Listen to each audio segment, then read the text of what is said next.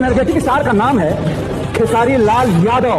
तो भाई लोग किस प्रकार अपना जलवा कायम रखना है ये कोई खेसारी लाल यादव से सीखे। अभी पता होगा लगातार भाई जातिवाद गाने का ट्रेंड चल रहा है भोजपुरी में, स्पेशल करके जब से पवन सिंह गाना लाए हैं।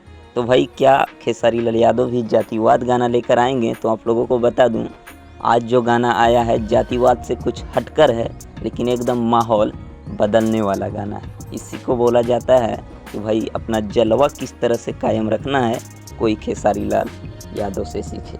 तो ये दिखाता है कि खेसारी लाल यादव के साथ सिर्फ जातिवाद गाने से नहीं, कई अनेक प्रकार के गाने हैं जो भाई आप लोगों के बीच जब आएगा तो बवंडर मचने वाला है। परुल यादव के साथ, डिम्पल सिंह के साथ और भाई आकांक्षा फूरी के साथ बहुत ही हाई लेवल का सॉन्ग शूटिंग हो चुका है। तो तैयार रहिएगा भाई, एक से एक तगड़ा जवाब मिलने वाला है। विरोधियों को तो भाई एकदम बोलती बंद होने वाला है। मिलते हैं नेक्स्ट वीडियो में। थैंक्स फॉर वॉचिंग भाई, लव यू ऑल।